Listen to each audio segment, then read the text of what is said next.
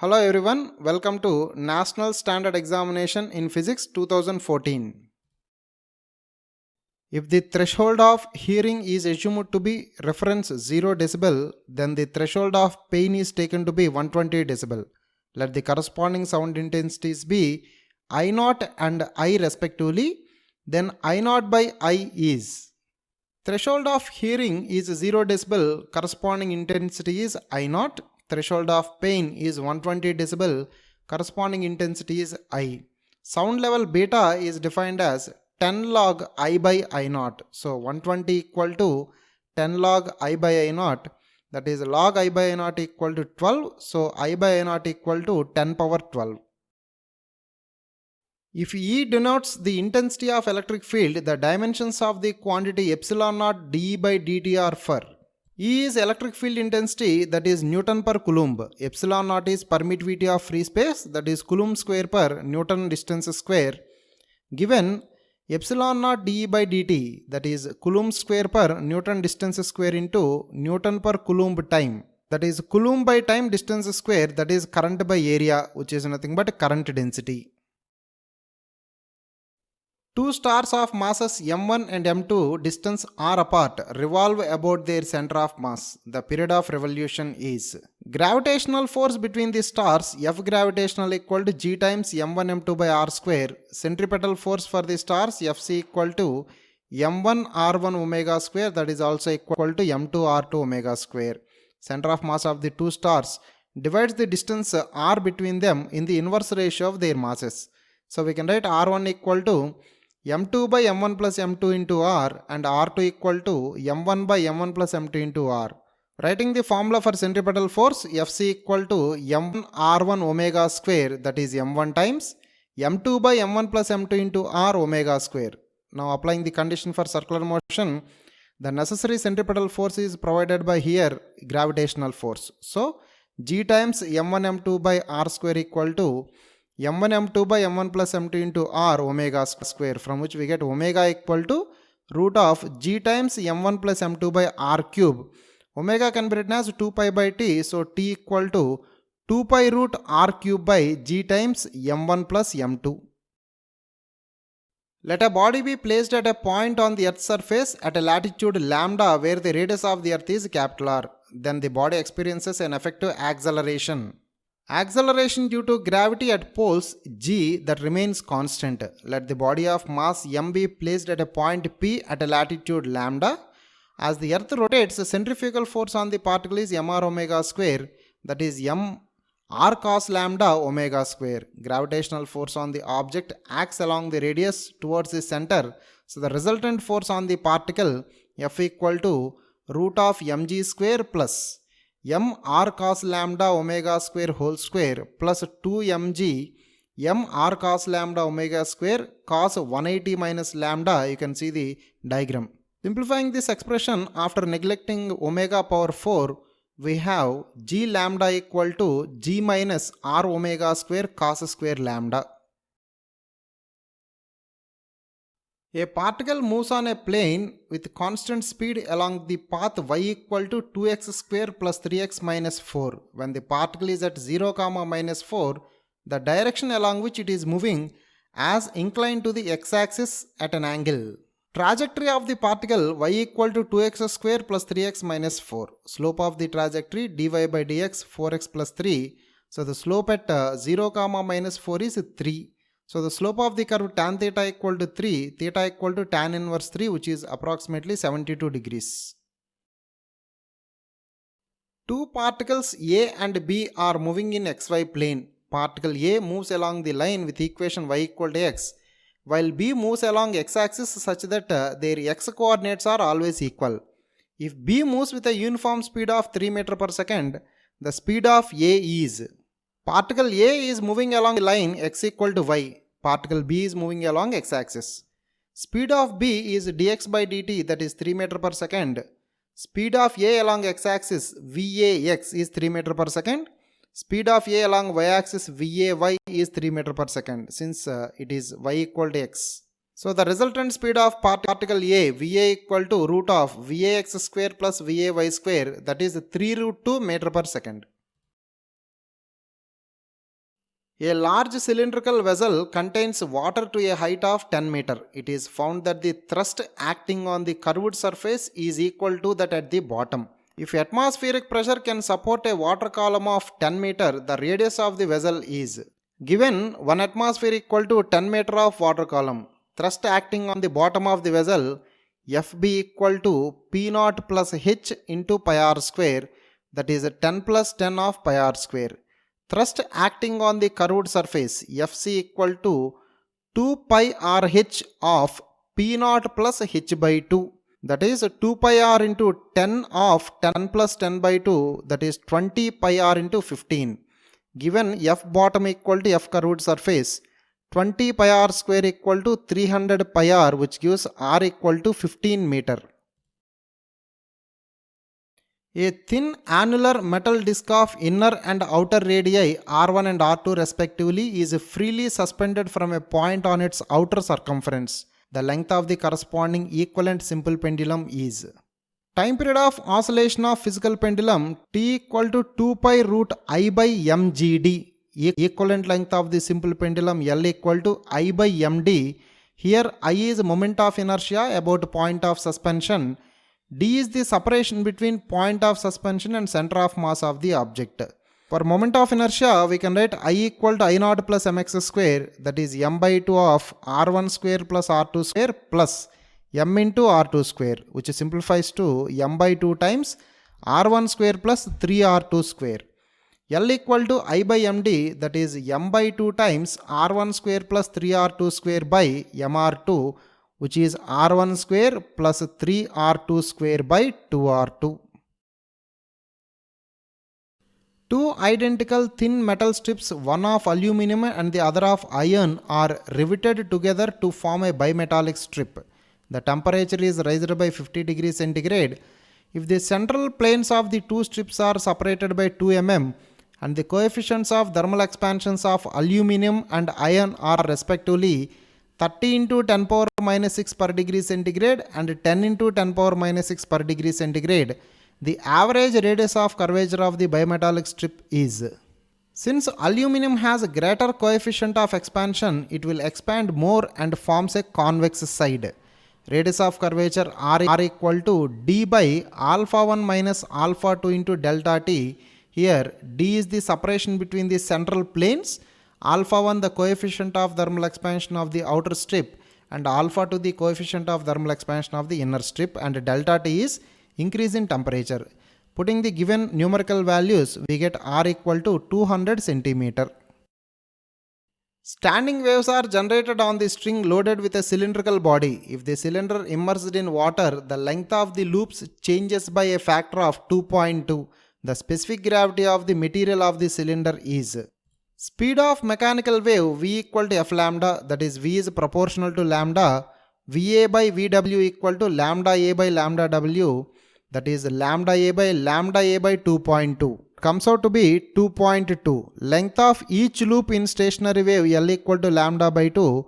Speed of transverse wave is v equal to root t by mu, so v is proportional to root t and v is proportional to root m. Here m is the mass of the cylindrical object which is loaded to develop tension in the wire. When the cylinder is in air, Va equal to k times root m. When the cylinder is in water, Vw equal to k times root of m of 1 minus 1 by specific gravity. Taking the ratio Va by V water equal to lambda a by lambda water, that is k root m by k root m of 1 minus 1 by specific gravity. 1 by 1 minus 1 by specific gravity equal to 4.84, which gives us the specific gravity to be 1.26. A curved road with radius of curvature 200 meter is banked with an angle of banking equal to tan inverse 0.2. Now, if the traffic is at the double the speed for which the road is designed, the minimum value of frictional coefficient needed is, take g equal to 10 meter per second square. Angle of banking without friction, tan theta equal to v square by rg, 0.2 equal to v square by 200 into 10, which gives us v equal to 20 meter per second.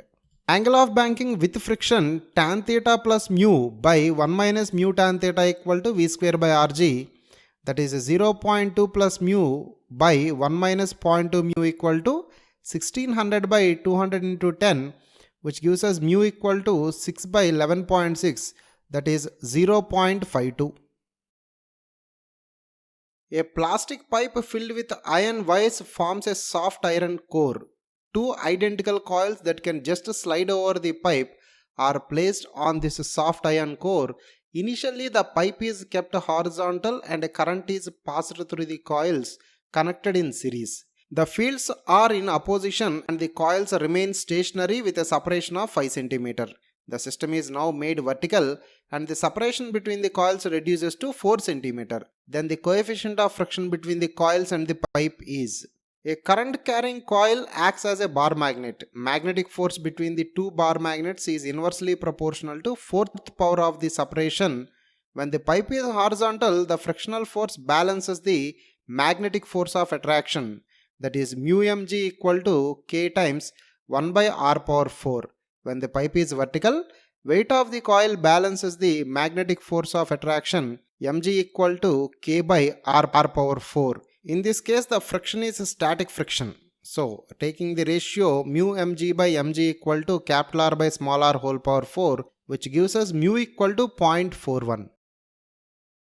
A long straight wire carries a charge with linear density lambda. A particle of mass m and a charge q is released at a distance r from the wire. The speed of the particle as it crosses a point at a distance 2r is. Electric field intensity at a distance x E equal to 1 by 2 pi epsilon naught lambda by x. Force on the charged particle F equal to EQ, that is 1 by 2 pi epsilon naught lambda q by x. Acceleration of the charged particle A equal to F by m, that is 1 by 2 pi epsilon naught lambda q by x into 1 by m. A equal to dv by dt, which is dv by dx into dx by dt, so that is v dv by dx, which is equal to 1 by 2 pi epsilon naught m lambda q by x. Upon rearranging the terms, we have v dv equal to 1 by 2 pi epsilon naught m lambda q by x dx. Integrating both sides, integral 0 to v dv equal to integral r to 2r 1 by 2 pi epsilon naught m lambda q by x dx, which gives us v equal to root of q lambda ln 2 by pi m epsilon naught. A uniform meter scale is supported from its 20 cm mark. A body suspended from 10 cm mark keeps the scale horizontal. However, the scale gets unbalanced if the body is completely immersed in water. To regain the balance, the body is shifted to 8 cm mark. Therefore, the specific gravity of the material of the body is. For rotational equilibrium, we can write mg into 10 equal to capital Mg into 30. Here, small m is mass of the body and capital M is mass of the meter scale. Rotational equilibrium after immersion in water, mg minus Fb, that is buoyancy force, into 12 equal to mg into 30. From the two expressions, we can write 10 mg equal to 12 of mg minus Fb. Upon simplification, we have 12 Fb equal to 2 mg, that is 6 times V rho W g equal to V rho solid g, that is rho s by rho liquid equal to 6, that is the specific gravity. Temperature of 100 gram of water in a thermoflask remains fixed for a pretty long time at 50 degrees centigrade. An equal mass of sand at 20 degrees centigrade is poured in the flask and shaken for some time so that the temperature of the mixture is now 40 degrees centigrade. Now the experiment is repeated with 100 gram of a liquid and 50 degrees centigrade and an equal amount of sand at 20 degrees centigrade when the temperature of the mixture is found to be 30 degrees centigrade. The specific heat of liquid in kilojoule per kg per Kelvin is. Applying principle of calorimetry for water and sand, m water, s water, delta T water equal to m sand, s sand, delta T sand. Putting the numerical values, we get s sand equal to 0.5 calorie per gram degree centigrade. Applying principle of calorimetry for liquid and sand, m liquid, s liquid, delta T liquid equal to m sand, s sand, delta T sand, from where we get the specific heat capacity of liquid as 0.25 calorie per degree centigrade. Convert into kilojoule per kg per Kelvin, that is 0.25 into 4.2, 1.05 kilojoule per kg per Kelvin. Let V average, Vp and Vrms be the respectively the average, most probable and root mean square speeds of gas molecules according to Maxwell's distribution. Then average velocity of the gas molecule V average equal to root of 8 RT by pi m. Most probable velocity of the gas molecule Vp equal to root 2 RT by m. RMS velocity of the gas molecule Vrms equal to root of 3 RT by m. So V average is to Vp equal to Vrms is root of 8 by pi, root 2 is to root 3, which is 1.595 is to 1.414 is to 1.732. So the correct option is D. A coal-based thermal power plant producing electricity operates between the temperatures 27 degrees centigrade and 227 degrees centigrade. The plant works at 80% of its maximum theoretical efficiency. Complete burning of 1 kg of coal yields 36,000 kilojoules of heat. A house needs 10 units of electricity each day. Coal used for supplying the amount of energy for the house in 1 year is. Electrical energy requirement of a house is 10 units, that is a 10 kilowatt hour, that is a 10 into 3.6 into 10 power 6 joule.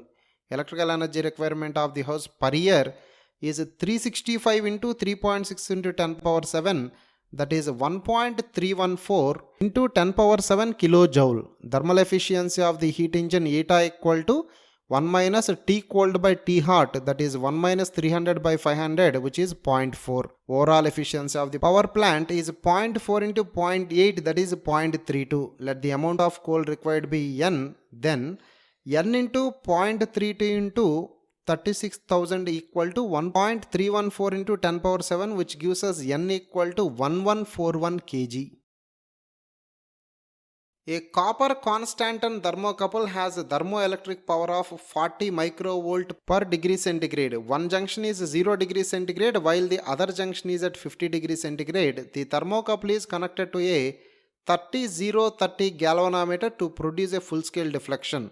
If a 100 ohms resistance is connected in series with the galvanometer gives a deflection of 10 divisions. The figure of merit of the galvanometer is thermoelectric power dE by dt is 40 microvolt per degree centigrade. Thermo EMF of the thermocouple E equal to 40 into 10 power minus 6 into 50 minus 0, that is 2 millivolt. Let the resistance of the galvanometer be G. Full scale deflection current for the galvanometer is 0.002 by G, that is 30x. From there G equal to 0.002 by 30x, here x is figure of merit. Current through the circuit I equal to E by R, that is 0.002 by 100 plus G equal to 10x, that is 0.002 by 100 plus 0.002 by 30x equal to 10x, which gives us x equal to 1.3 into 10 power minus 6, that is 1.3 microampere per division. A fresh dry cell of 1.5 volt and two resistors of 10 kilo ohm each are connected in series. An analog voltmeter measuring a voltage of 0.5 volt across each of the resistors. A 1000 microfarad capacitor is fully charged using the same source. The same voltmeter is now used to measure the voltage across it. The initial value of the current and the time in which the voltmeter reading falls to 0.5 volt are respectively.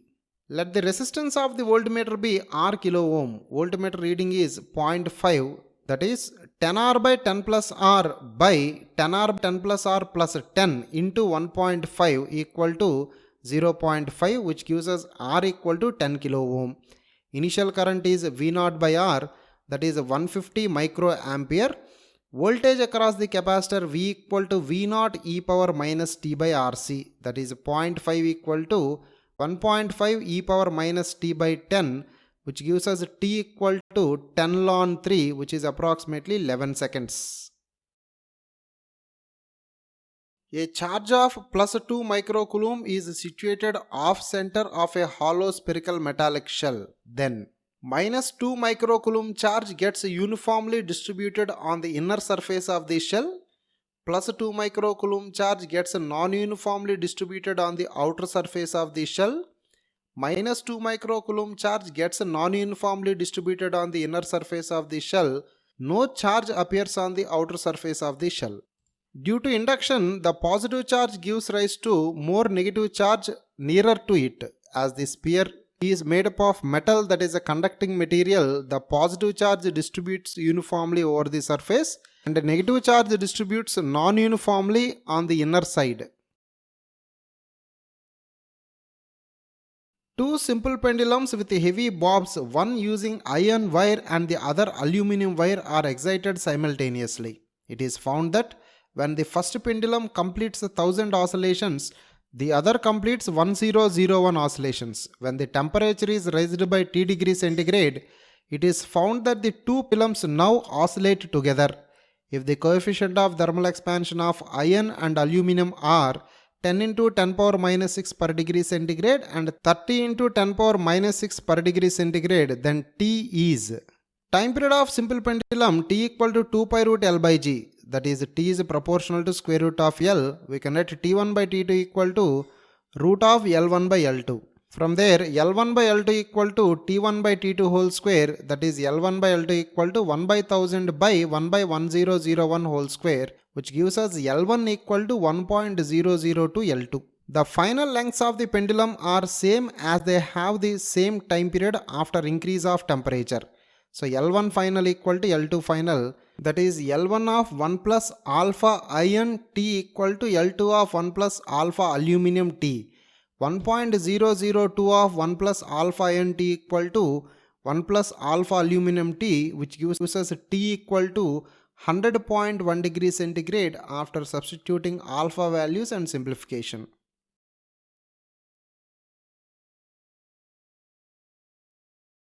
Consider a body moving through air at speed greater than that of sound. Out of the following terms, the one which is not connected with this event is sonic boom, ultrasonic, Mach number, conical wavefront. Ultrasonic refers to the frequency of sound wave. If the frequency exceeds 20 kHz, then it is known as ultrasonic sounds. Mach number is the number of times the speed of the object is as compared to the speed of sound. So out of the given options, ultrasonic is the odd man out.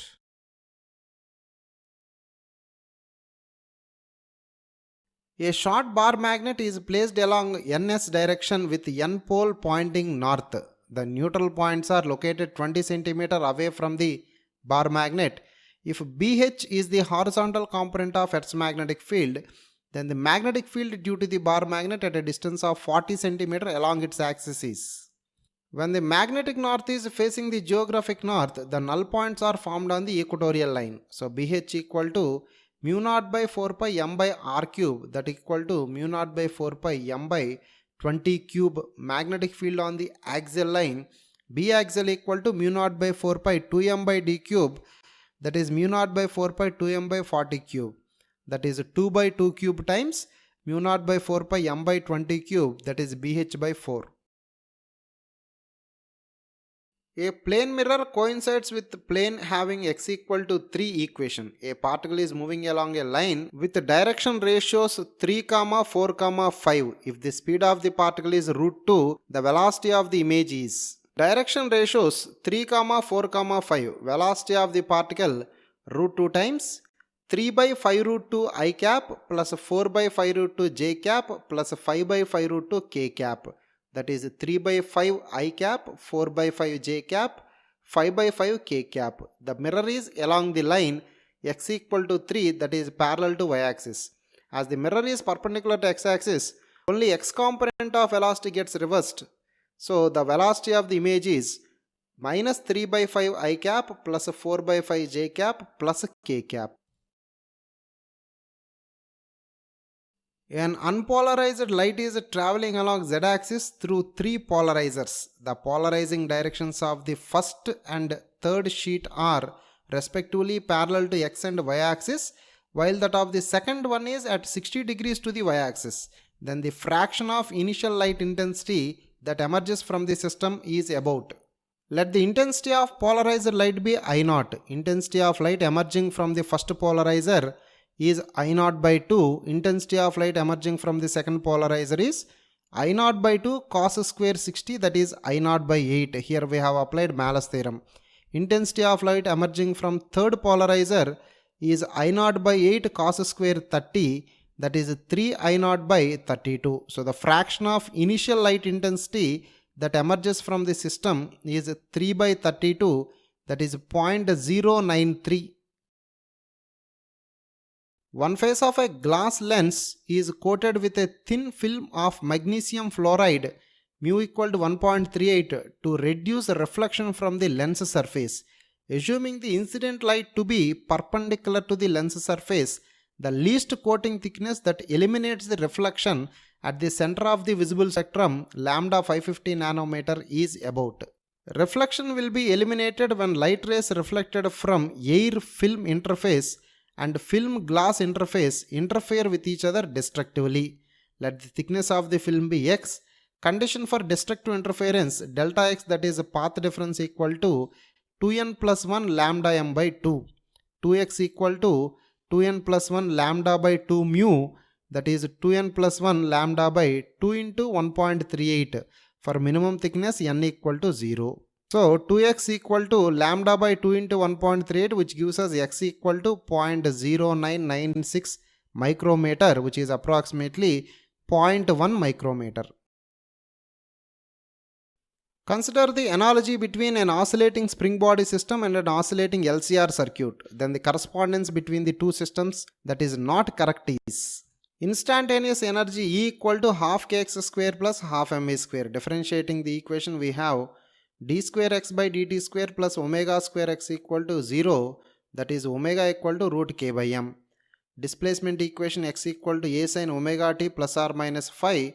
Speed of the block v equal to omega root a square minus x square, and acceleration is minus omega square x. These terms are for mechanical system, that is spring block oscillations.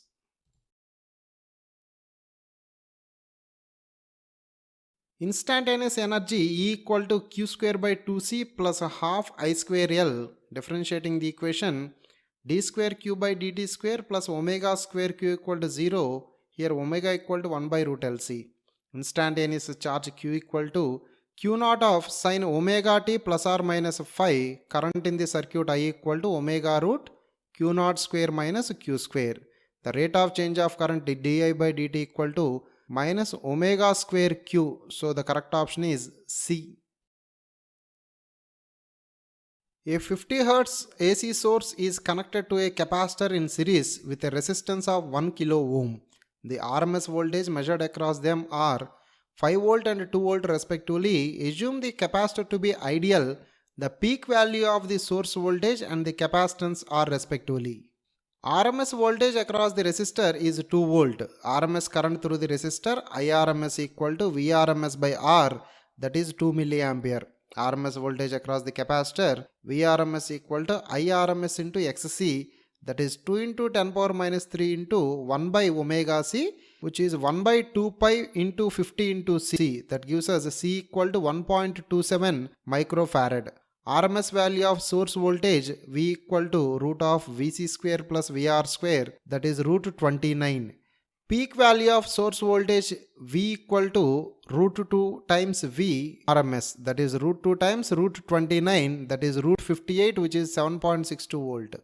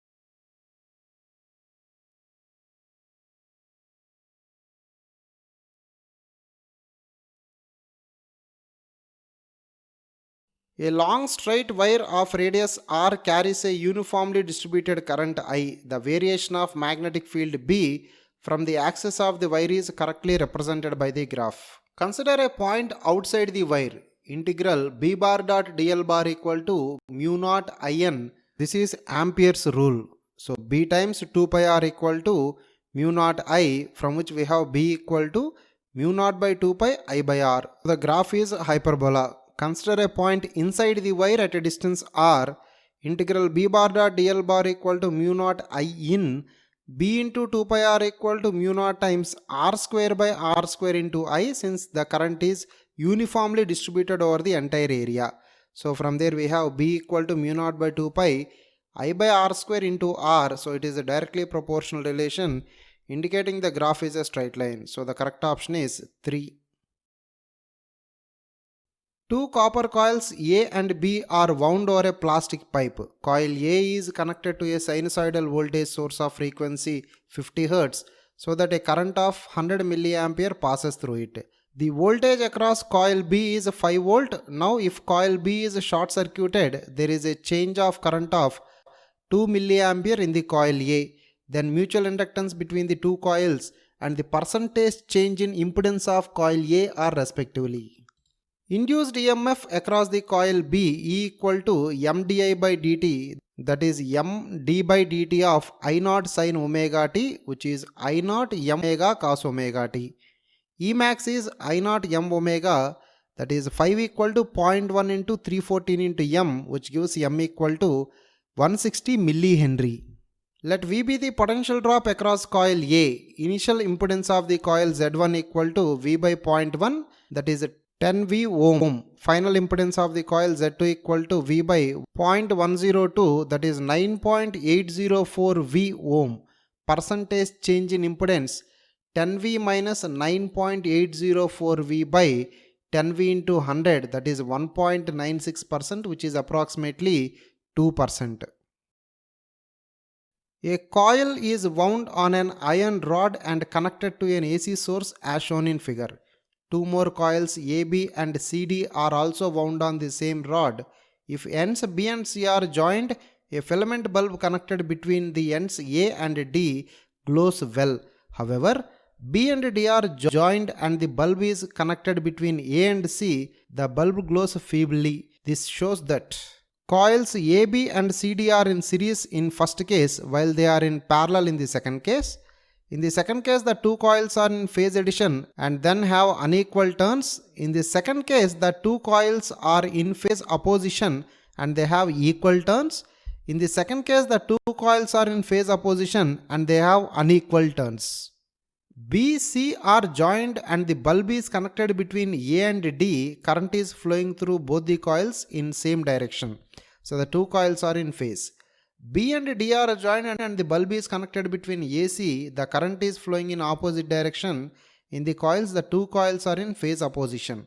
The current does not become zero as the number of turns are different, causing different magnitudes of induced EMF. So the correct option is D.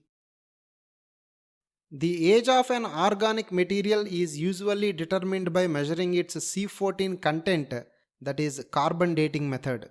The ratio of the number of stable isotopes of C14 atom present to the number of radioactive C14 atoms in a given material is found to be 3:1. If the half-life of C14 atom is 5730 years, the age of the material under investigation is N0 is initial number of atoms available, that is N0 can be written as N1 plus N2, where N1 is number of radioactive nuclei and N2 is the number of stable nuclei. Number of radioactive nuclei N1 equal to N0 e power minus lambda t, that is N1 plus N2 e power minus lambda t, from where we get e power lambda t equal to 1 plus N2 by N1, that is 1 plus 3. So e power lambda t equal to 4, lambda t equal to ln 4, that is 1.39, from which we have t equal to 1.39 by lambda, which is 1.39 by 0.693 by t, that is the relation between half-life and radioactive decay constant. Simplifying the numerical values, we have Age of the material is 11,460 years approximately. The arrangement of NAND gates shown below effectively works as. Let us investigate the circuits with all the inputs possible. A equal to 0, B equal to 0, gate 1 output is 1, gate 2 output is 1, gate 3 output is 1. A equal to 0, B equal to 1, the outputs are 1, 0, 1 respectively. A equal to 1, B equal to 0, the outputs are 0, 1 and 1. A equal to 1 and B equal to 1, the outputs are 0, 1, 0. If you draw a truth table, you can see the logic circuit corresponds to NAND gate. A uniform thin rod of length 4a plus 2 pi a and of mass 4m plus 2 pi m is bent and fabricated to form a square surrounded by semicircles as shown in figure. The moment of inertia of this frame about an axis passing through its center and perpendicular to its plane is. Mass of each side of the square is m, length of each side of the square is a, mass of each semicircle is pi m by 2, radius of each semicircle is a by 2. Moment of inertia of the square part 4 times ma square by 12 plus ma square by 4, that is 4 by 3 times ma square. Moment of inertia of the semicircular part 4 times pi m by 2 a square by 4 plus pi m by 2 a square by 4, that is pi m a square. So the total moment of inertia of the system I equal to 4 by 3 ma square plus pi m a square, that is 4 plus 3 pi by 3 ma square. A ball is dropped onto horizontal surface from a height of 36 cm. After bouncing several times, it comes to rest covering a total distance of 100 cm measured in vertical direction. The percentage loss in kinetic energy after its first impact is. Total distance travelled by the ball L equal to 1 plus e square by 1 minus e square into h, from where we get e equal to root 8 by 17. Velocity of the ball before first impact v1 equal to root 2gh, that is 2.68 meter per second. Velocity after first impact v2 equal to ev1, that is root 8 by 17 into 2.68, which is 1.84 meter per second. Percentage loss in kinetic energy after first impact delta k by k into 100, that is 2.68 square minus 1.84 square by 2.68 square into 100. Here we have taken velocities directly. So the final answer is 53%. A simple pendulum has a small disc-shaped magnet as the bob whose magnetic moment is along vertical. Just beneath the bob, a current-carrying coil is placed on a horizontal table. The coil produces a uniform magnetic field. The dependence of the change in time period delta t on current I can be graphically shown as. Time period of a simple pendulum T0 equal to 2 pi root L by G. Magnetic field produced by the coil B is proportional to current flowing through the coil. Effective acceleration of the bob G effective equal to G plus Ki, where K is proportionality constant.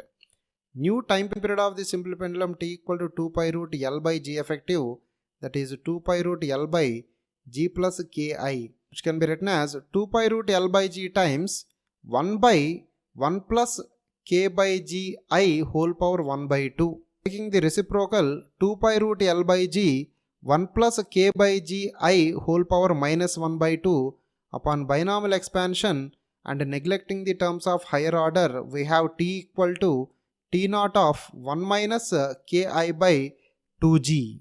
That is t naught minus t naught times ki by 2g, from which we have delta t equal to T naught k by 2g into I. T naught k by 2g is a constant, so delta t is proportional to I. So the graph is a straight line passing through origin. So the correct option is A. Two coupled simple pendulums have nearly the same time period. One of them is excited while the other is at rest. Now energy keeps on transferring between one pendulum to the other alternatively. This periodic transfer of energy continues almost indefinitely with a time period of 10 seconds. Then the difference of frequencies between the two pendulums is. A beam of 28 kilo electron volt electrons strike a target generating X-rays. The minimum wavelength lambda minimum, called the cutoff wavelength of the X-rays generated, is. Energy of the electron beam is 28 kilo electron volt, Hc equal to 1240 nanometer electron volt. Cutoff wavelength of the X-rays lambda minimum equal to Hc by Ev, that is 1240 by 28,000, which is approximately 0.044 nanometer. A potentiometer is made using a resistance wire about 5 meter long, having a resistance of 8 ohm per meter. The diagram shows the arrangement on a wooden board. The wire is turned around brass screws P used as pegs, giving 5 parallel segments 1 meter each. The wire remains taut under moderate tension. It is held in place by strips 3 mm thick marked as SS-. The experimental circuit shows the labeled electrical components. L is Lagrange cell, EMF 1.4 volt, and D is a Daniell cell, EMF 1.08 volt. Note that the answers obtained in any earlier questions may be needed in the further questions, and such answers should be used wherever needed. It is required to decide the ratio E1 by E2 by sum and difference method also. 4 cells with different values of EMF E are available. One must use a cell of EMF capital E equal to.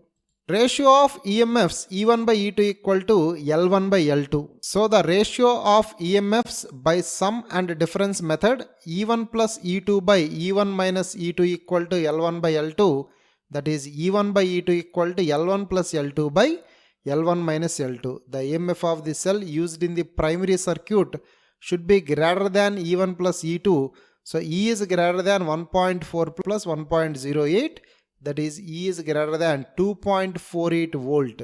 The best material for strips marked S and S' is.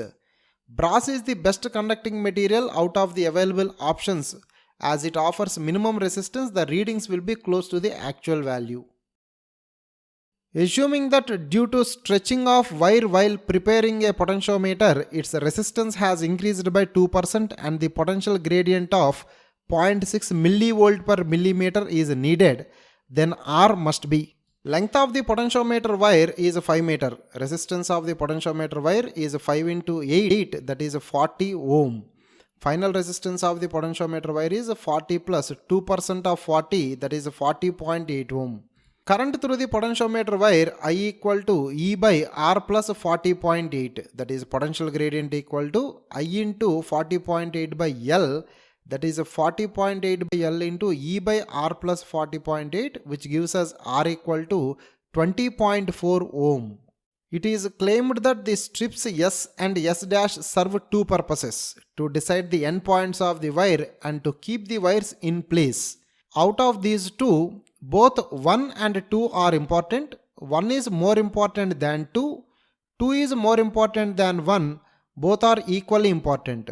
When the endpoints of the wire are known accurately, readings of the potentiometer will be trustworthy. So, it is more important to decide the endpoints of the wire than to keep the wire in place. So, option B is correct.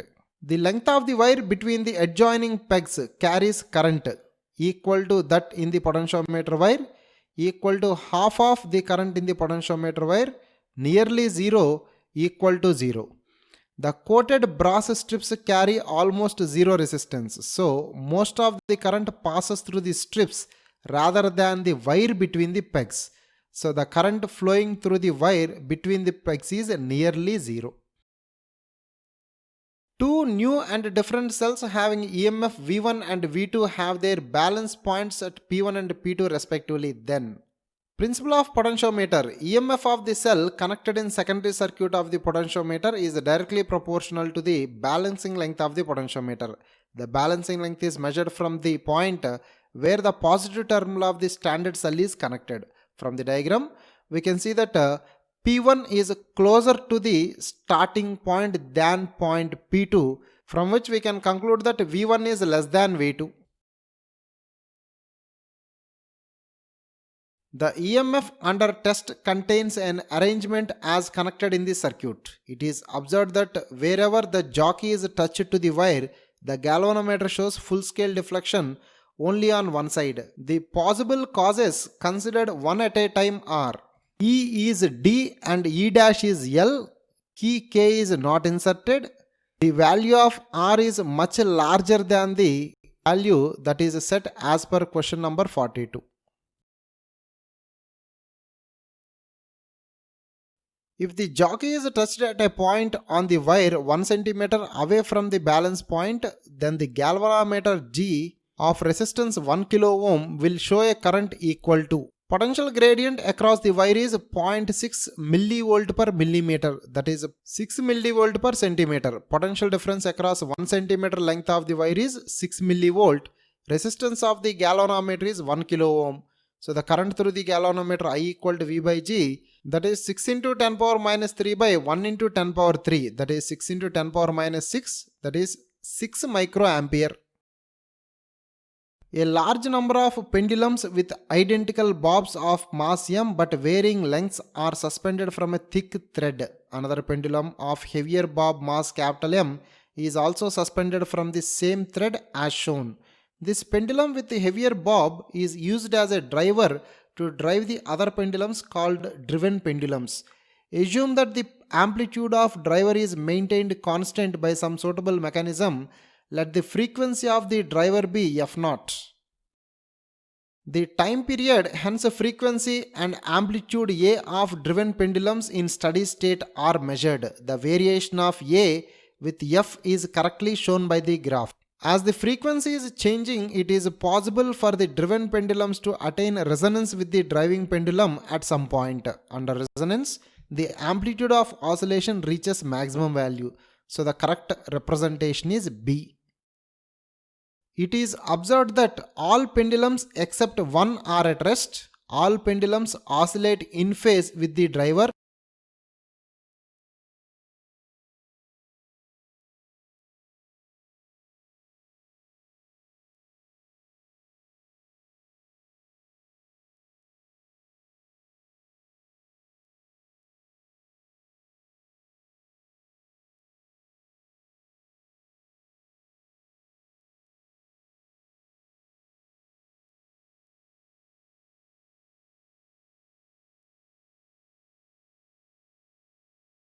The frequency of the pendulum having maximum amplitude is. Frequency of the driver pendulum is f0. The driven pendulum having maximum amplitude is in resonance with the driving pendulum. Resonance is achieved when the natural frequency of driven pendulum is equal to the frequency of the driving pendulum.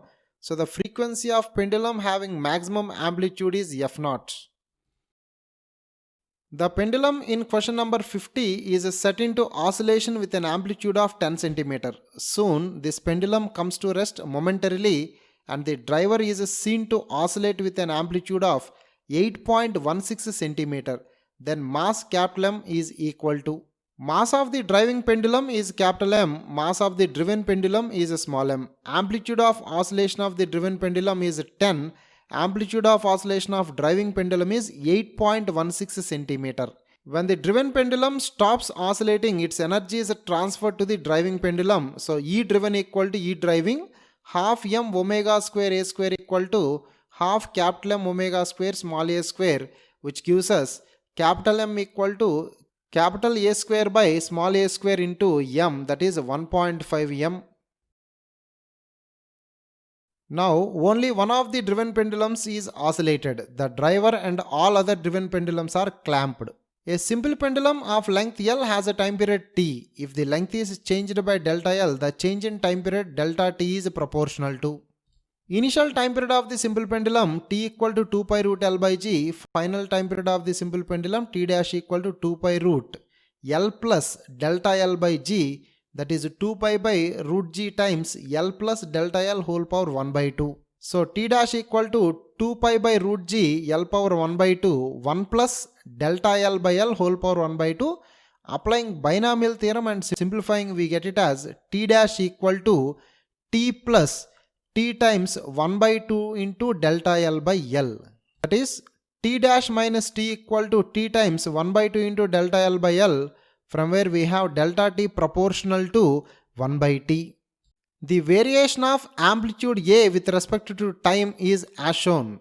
In the ideal case, when there is no damping, the amplitude remains constant, that is third graph. In the practical case, damping is present, amplitude decreases exponentially. Assuming the damping force is directly proportional to the velocity of the bob, we can write the amplitude A equal to A naught e power minus bt by 2m. Here B is a damping constant and m is mass of the pendulum bob. So the correct option is B. Which of the following will give a straight line graph? Log A against t, log A against 1 by t, A against t square and A square against t. Consider damped oscillation A equal to A naught e power minus bt by 2m. Applying log on both sides, ln A equal to ln A naught minus b by 2m into t. The equation is in the form of y equal to minus mx plus c. This is a straight line with a negative slope and a positive y-intercept. So the correct option is A. If v is the velocity of the bob, the force that is responsible for decrease of amplitude is proportional to. The bob of simple pendulum is spherical. When the pendulum is oscillating in air, it comes across resistive force offered by air known as viscous drag. The viscous drag acting on a spherical object is given by empirical relation Fv equal to 6 pi eta Vr, that is Fv is proportional to V. Here eta is coefficient of viscosity, V is speed of the object, R is radius of the sphere. An object is placed 30 cm away from a symmetric convex lens and an image 2/3 of the size of the object is produced. The object is moved by a distance of 20 cm so as to get a magnified image. Now we get, given size of the image is 2 by 3 times the size of the object, which can be written as V equal to 2 by 3 U. Applying lens formula for real image, 1 by V minus 1 by U equal to 1 by F, 3 by 2U plus 1 by U equal to 1 by F, which gives F equal to 12 cm. After moving the object by 20, it is within the focus of the lens, so it forms a virtual image on the same side as that of the object. Applying lens formula for virtual image, 1 by V minus 1 by U equal to 1 by F, that is minus 1 by V plus 1 by 10 equal to 1 by 12, which gives V equal to 60 cm. So the correct option is D. A symmetric concave lens of focal length 24 cm is now placed in contact with the convex lens and the object is brought back to its original position. The image formed will be: focal length of the convex lens f1 equal to 12 cm, focal length of the concave lens f2 equal to 24 cm. Effective focal length of the combination 1 by capital F equal to 1 by f1 plus 1 by f2, that is capital F equal to 24 cm. Object distance is 30 cm. Lens formula 1 by V minus 1 by equal to 1 by F, from where we get V equal to 120 cm. Magnification M equal to V by U, that is 120 by 34. So the image formed is real with a magnification of 4. The concave lens is moved away from the object through a distance of 10 cm. We get an image that is: for the convex lens, 1 by V minus 1 by U equal to 1 by F, that is 1 by V plus 30 equal to 1 by 12, so V equal to 20 cm, that is a real image. A real image formed by the convex lens acts as a virtual object for the concave lens. For the concave lens, 1 by V minus 1 by U equal to 1 by F, that is 1 by V minus 1 by 10 equal to minus 1 by 24, which gives V approximately 17 centimeters, and it is a real image. So the final image is at 57 centimeter from the object. You can see a detailed ray diagram in the next frame.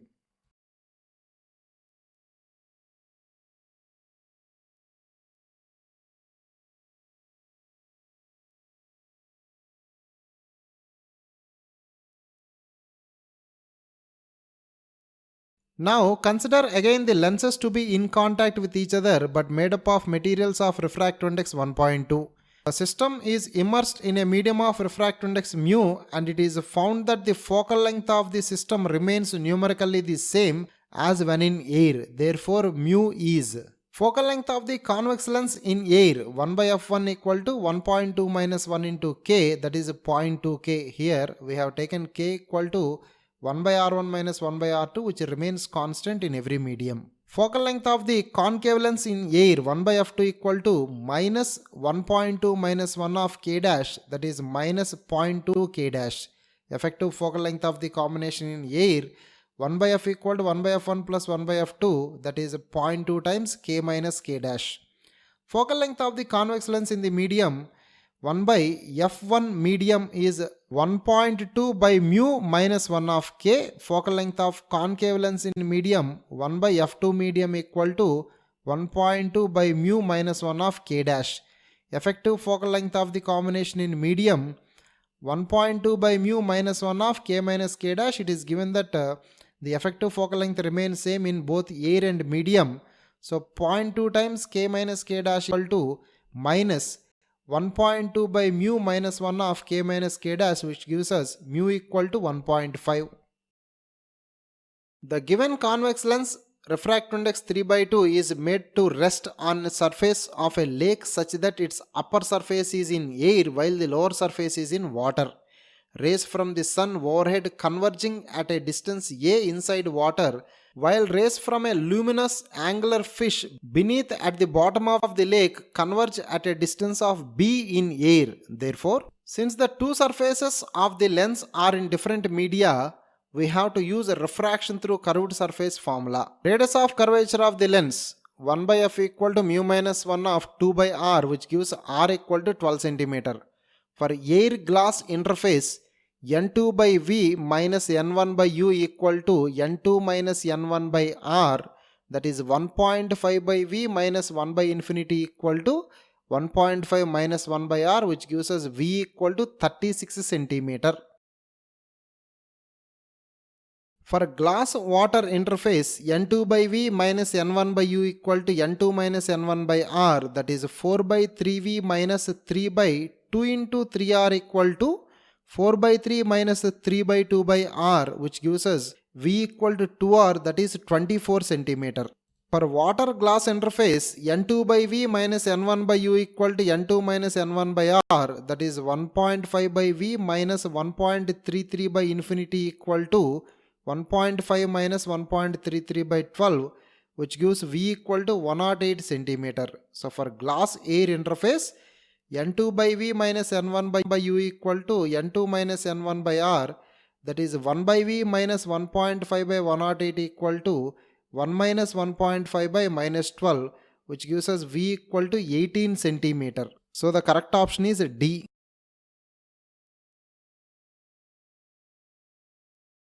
4 point masses are placed in a plane so that their center of mass is at 1, 1. 3 of them are of mass m each and are placed at 0, 0, 2, 0 and 0, 2 respectively. The fourth point mass 2m is displaced from its initial position such that the center of mass of the system moves to 2, 1. Then the displacement of the fourth point mass is initial position of the center of mass 1, 1, final position of the center of mass is 2, 1. Since y coordinate remains same, the displacement of the fourth particle is along x-axis. X coordinate of center of mass initial is m into 0 plus m into 2 plus m into 0 plus 2m into x1 by 5m, which gives x1 equal to 1.5 unit. X coordinate of the center of mass final is 4 units, so the displacement is 2.5 units.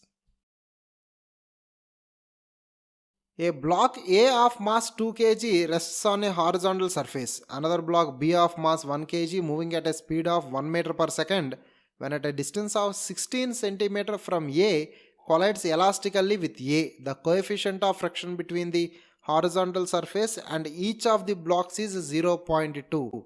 Then limiting friction between A and the surface F equal to mu mg, that is 4 Newton. Speed of the block B at the time of collision v square minus u square equal to 2as, that is v square minus u square equal to minus 2 mu gs, from where we have v equal to 0.6 meter per second. Speed of block B after collision Vb equal to mb minus ma by mb plus ma into V, that is minus 0.2 meter per second, negative symbol indicating that the block B rebounces after collision.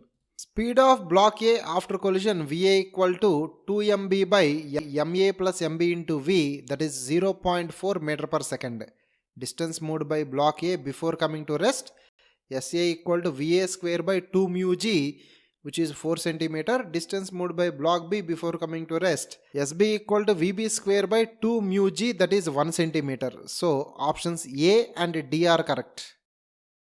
A uniform disk of mass M and radius R is lifted using a string as shown in figure. Then linear acceleration A equal to F net by m, that is mg by 2 plus 3mg by 2 minus mg by m, that is g. Angular acceleration alpha equal to tau net by I, that is mgr by mr square by 2, which is 2g by r. Rate of change in angular momentum is nothing but torque. Tau equal to F into r perpendicular 3mg by 2 into r minus mg by 2 into r, which is mgr. So options A, C, D are correct. 4 thin straight long wires are all parallel to z-axis. They pass through the points 3, 0, 0, 0, 3, 0, minus 3, 0, 0 and 0, minus 3, 0.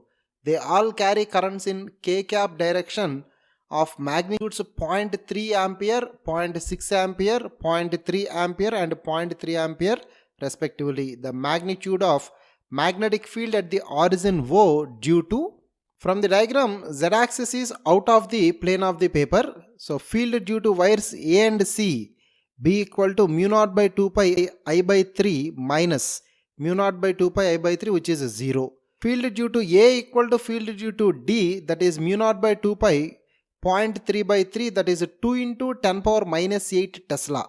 Field due to wires A and D is B equal to root of BA square plus BD square, as these two fields are perpendicular to each other, that is 2 root 2 into 10 power minus 8 Tesla. Fields due to A and C cancel each other. Fields due to B and D are in opposite directions. So the resultant field B mu naught by 2 pi 0.6 minus 0.3 by 3, that is 2 into 10 power minus 8 Tesla. So options A, C and D are correct. In a drip irrigation system, water flows at 0.4 meter per second through a 25 millimeter diameter pipe. At each of the plants in the field, water is expected to be delivered at 0.02 meter per second through a 2 mm opening. The drip works for 2 hours a day. Then, applying equation of continuity, AV equal to N times AV, that is pi times D square by 4V equal to N into pi times D square by 4 into small v, which gives N equal to 3125. So option C is correct. Refer to the circuit given below. Output voltage V0 is measured between points A and B. Then the diode is in reverse bias in the positive half cycle and it is in forward bias in the negative half cycle. Let us see the options one by one. Option A, if the diode is ideal, it offers infinite resistance in reverse bias. Thus the entire input appears across the output, that is 2.5 volt above the minimum. Option C, since the negative half cycle is clipped, the circuit acts as a rectifier. Option D, for a non-ideal silicon diode, threshold voltage is 0.7 volt, so the output voltage will be 3.2 volt above minimum. Two constant volume gas thermometers, one containing helium and the other containing oxygen, are used to measure the boiling point of liquid nitrogen. For calibrating the helium thermometer, first it is dipped in boiling water and afterwards in boiling liquid nitrogen, and the pressure was found to change by a factor of 5. The process is repeated with the oxygen thermometer. Then which of the following statements are true? According to helium thermometer, liquid nitrogen boils at 74.6 Kelvin. Oxygen gas thermometer also gives the same result. Oxygen gas thermometer cannot be used in this situation. Helium gas thermometer cannot give the linear variation of pressure with temperature. At a constant volume, pressure is directly proportional to absolute temperature. So P1 by P2 equal to T1 by T2, P by 5P equal to Tn by 373, which gives Tn equal to 74.6 Kelvin. Boiling point of oxygen is 90.19 Kelvin. So oxygen gas thermometer cannot be used in this situation. So the correct options are A and C. A hollow prism filled with hot water is used with usual arrangement to obtain a spectrum. The water prism is set in minimum deviation position. As water cools down, it is observed that the spectrum shifts so that deviation increases. Indicate the correct statements. Refractive index of a prism mu equal to sin A plus D by 2 by sin A by 2. Here D is angle of minimum deviation. Given the spectrum shifts so that deviation increases, from the above formula, as D increases, mu also increases. So the refractive index of water increases with decrease in temperature. Absolute refractive index mu equal to C by V, that is mu is proportional to 1 by V. As the refractive index increases, the speed of light decreases. So A and C are correct options. A vertical narrow wire is illuminated with laser. Alternate dark and bright bands are formed on a graph paper pasted on a distant wall. Indicate the correct statements. Making appropriate measurements, it is possible to determine the diameter of the wire. This phenomena exhibits that the light does not follow rectilinear path. This is a case of Fraunhofer diffraction. This is a case of interference of an infinitely large number of Huygens secondary waves leading to a diffraction pattern. The observations indicated in the question are due to diffraction of light. When an obstacle of dimensions comparable to wavelength of light comes in the path of light, it bends around the obstacle and travels. During this process, the secondary wavelets interfere with each other to form a pattern of bright constructive and dark destructive bands on the screen. So all the options are correct. Condition for formation of dark band A sin theta equal to m lambda. Here A is the dimensions of the obstacle, that is diameter of the thread in this case.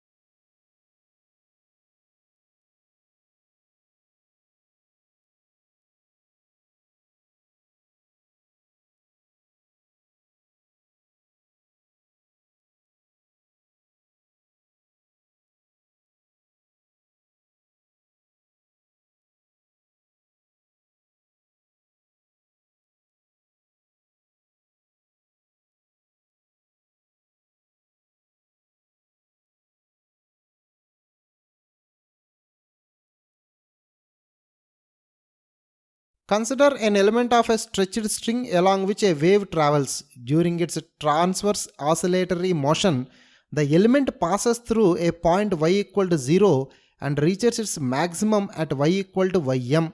Then the string element has its maximum kinetic energy at y equal to ym, elastic potential energy at y equal to ym, kinetic energy at y equal to 0, elastic potential energy at y equal to 0. Displacement of the elemental string y equal to a sin kx minus omega t. Kinetic energy per unit volume k equal to half rho dy by dt whole square. Kinetic energy per unit volume k equal to half rho omega square a square cos square kx minus omega t.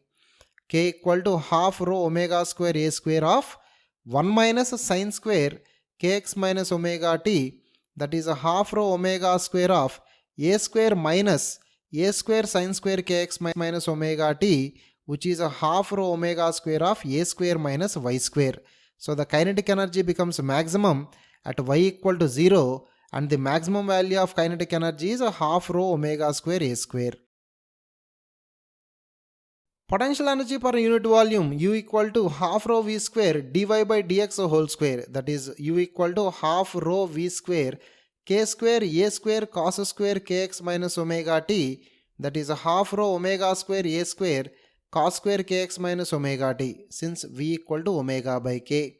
The expression for potential energy per unit volume is same as that kinetic energy per unit volume, that is half rho omega square a square of 1 minus sin square kx minus omega t, ultimately half rho omega square of a square minus y square. So the potential energy also becomes maximum at y equal to 0, and the maximum value of potential energy is a half rho omega square a square. So both potential and kinetic energies become maximum at mean position and 0 at extreme position.